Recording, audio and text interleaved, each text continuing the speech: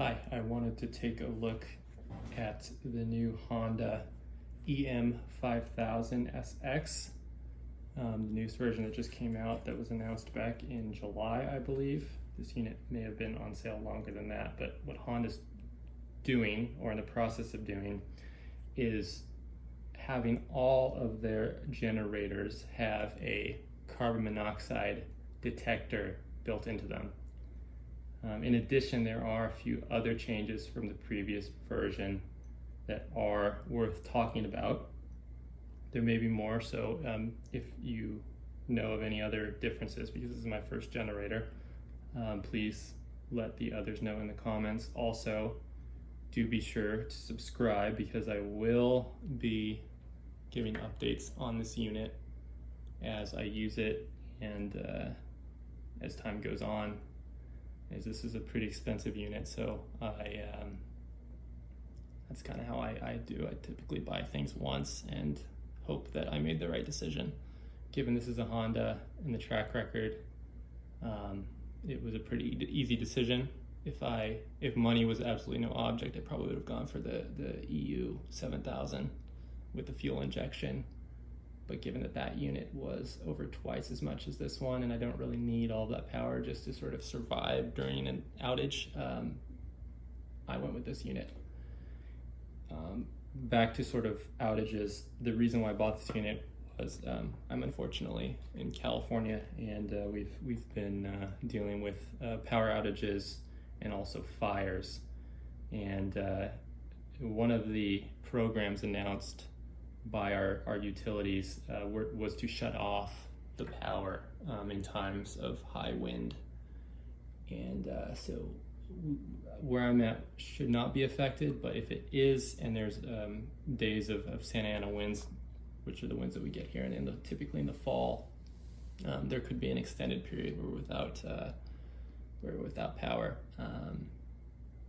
And then the secondary reason was another reason, sort of unrelated to outages. Well, it does include outages, is that my grandmother is on oxygen. And so if there was an extended period of time where she was without power, that could cause a lot of issues. So I wanted to go ahead and give her the peace of mind that if there was a time where the power was out for more than her extra oxygen could provide her air, that we'd be able to go down there and hook her up with this until the power was restored. So anyway, let's get down to it here. This unit is the EM5000 SX-K3. It uses the GX390T2 engine, which is a very reliable, pretty high-powered Honda engine that's been around for decades, at least a decade, 20 years maybe more. Its oil capacity is 1.2 quarts. Fuel tank capacity is 6.2 gallons. It is 226 pounds dry, and would be considerably heavier when filled with fuel and oil. So other specifications, this unit's rated output is 4,500 watts. But its maximum output is 5,000, and I think that's conservative given videos I've seen where people have really pushed Honda generators to the max. This unit does have the ability to boost up to 7,000 watts for 10 seconds at startup, as you're starting up other appliances or things in your house that might have a capacitor or draw more than their rated power at startup. So that's a nice feature to have. This engine is of course a 4-stroke, so as mentioned previously, 1.2 quarts of oil, 10W30, or you can use just 30 weight oil if you're in a warmer climate where you don't really get down into the 40s or lower, which that would be sort of a option here, as it doesn't really get that cold, and I don't think there'd be a real chance that I'd be using it in weather less than 40 degrees. So I guess differences I wanted to get into between this unit and the previous version is that as mentioned previously, there is a CO, carbon monoxide detector built in. It's called a CO minder.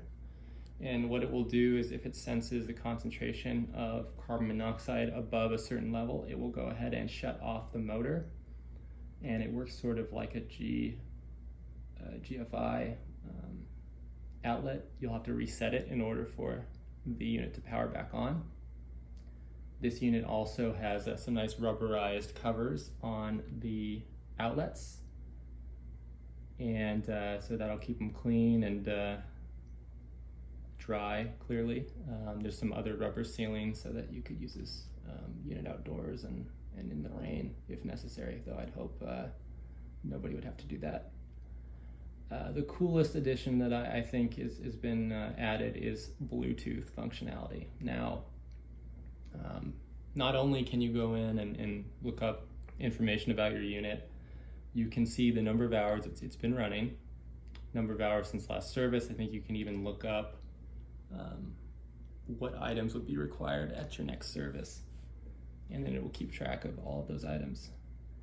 But in addition, you can also start the unit from the app. So if you have the engine in the on position and the app has been connected to the generator, you can go ahead and go into the app and hit a couple buttons and it will start.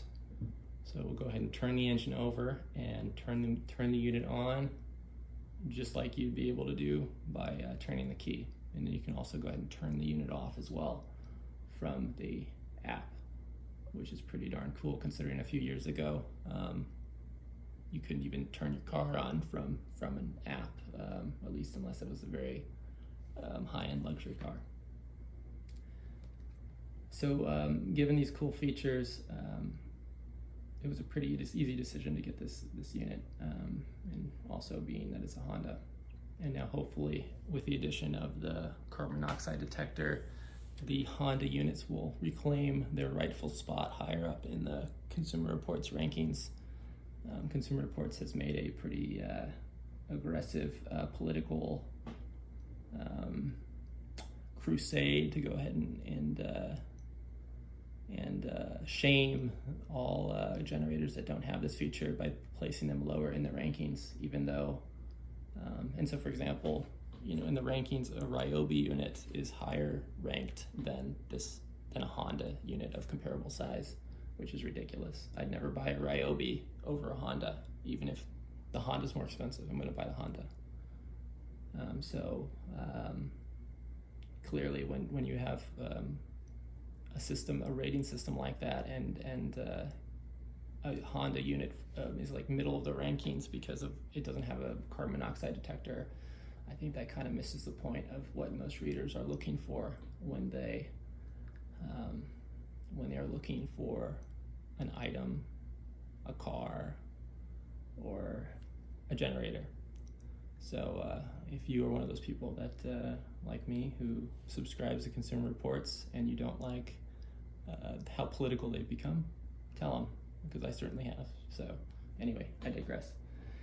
Let's see. So what I'll go ahead and do is, clearly we're inside, so I'm not going to turn it on, but I will, next clip will be me taking the unit outside and setting it up and then powering it on so you can hear the engine noise, and I can show some of the other features. But what you'd go ahead and do if you were going to turn it on is it does have a battery, so as previously mentioned, it's got a starter. So you just take the engine, the leftmost key, turn that to the on position, and then to the right until it starts. And then once it's started, you'd want to actually go ahead and have the auto throttle off, which is in the on position currently. So you go ahead and have it off, and then once the engine was running smoothly enough, you would turn that to on, and then the engine throttle would adjust based on how much draw there is. So if you didn't have very many things plugged into it, or just power tool or something like that, or a light, then it probably would not be very loud at all. And even at full throttle, if you have it outside, it's not going to be distracting to you inside. It's very unobtrusive, and the engine runs smooth enough that it's not it's a pretty smooth engine. So I guess the noise it does make is not too offensive. So I went ahead and I added 1.2 quarts of 10W30 synthetic, which I think actually overfilled it a little. So maybe start with 1 quart, 1.1, and see where that puts you on the stick, because I'm a little above the full mark. Probably doesn't hurt anything. And I think if you overfill this unit, the worst that can happen is that you'll get oil in your air filter, which I checked the air filter and there was no oil in it. So I'm gonna go ahead and assume that it's all right. So I think that about covers it. You can go ahead and select your voltage that you want to run. If you're only going to use 120, then you can have all of the power set to go to those 120, those middle 4 outlets. And if you do intend to plug in an item or a tool or appliance that does run on 240, then you can change that selector so that the power is divided between the 240 and the 120 plugs.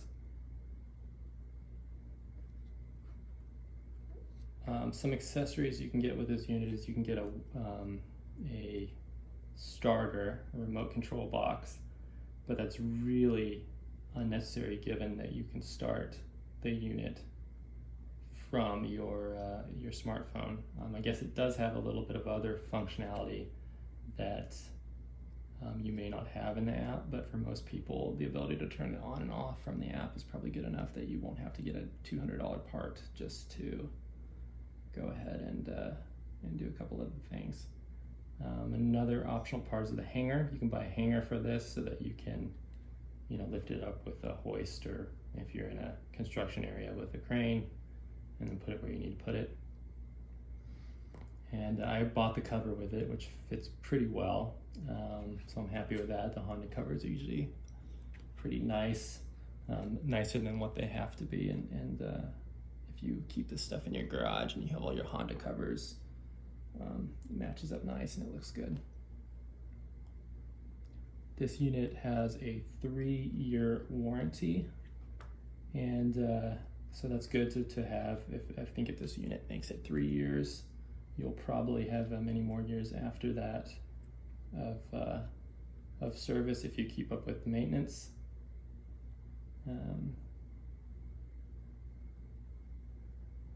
So it looks like for the accessories there's a warranty of 12 months for those.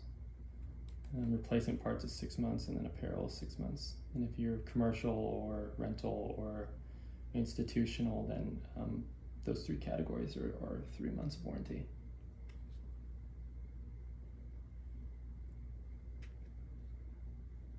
As always, you can go on Honda's website and get a shop manual, which if you plan to do any kind of work on this in the future, probably would be good to have, but really no need to rush out there and order it, given that there are still shop manuals available for units from the early 80s.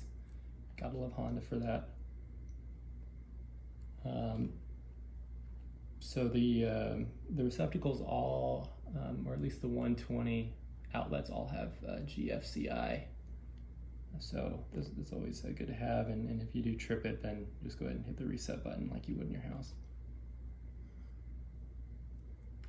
I would go ahead and advise, if you do plan to store this for a significant amount of time and don't think you'll use it very often, not to store it with gas in it. There are many reasons for that. And if you do store it, there are ways to easily drain the oil out or drain the gas out of it, and the manual goes over proper precautions before you store the unit. So with that, I will go ahead and get this unit outside, and we'll pick up once we have it there and we can start up. I've gone ahead and rolled the generator out here in the backyard with the pool as backdrop, and I'm going to go ahead and start it for you so you can hear what it sounds like. When I turn it on, it's going to be running at about, I think, pretty close to its full throttle, and that's because the auto throttle won't be enabled for the instructions, and that's so the engine can warm up. And then once the engine is running smoothly, which shouldn't take more than 15 or 20 seconds, I'll switch it to the auto throttle on position, and then you'll hear the engine drop quite a bit in its sound level. And then from there I'll let it idle for a minute or two, and then I'll cut it off and wrap this up. So please go ahead and subscribe to my channel. I'll keep doing updates on this generator as time goes by, as I mentioned earlier. And I also own quite a bit of other Honda equipment that I do videos on from time to time, and we'll be adding more. So by the time you see this video, hopefully there'll be plenty of content. Anyway, appreciate your time. Thanks so much for watching.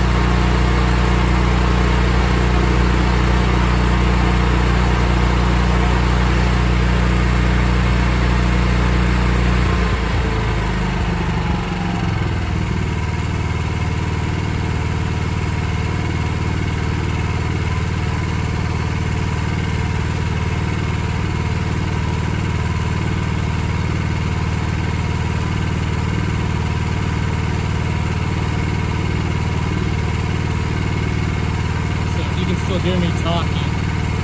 Obviously it's not whisper quiet, but if you're inside the house, this is not going to be something that is going to keep you awake at night, especially if you keep it away from the bedroom windows. So clearly I'm sure this is not going to sound that great, so I'm going to stop talking, but this is with the auto throttle on. And also keep in mind that I have the camera up against the house as well, which is going to amplify the sound a bit.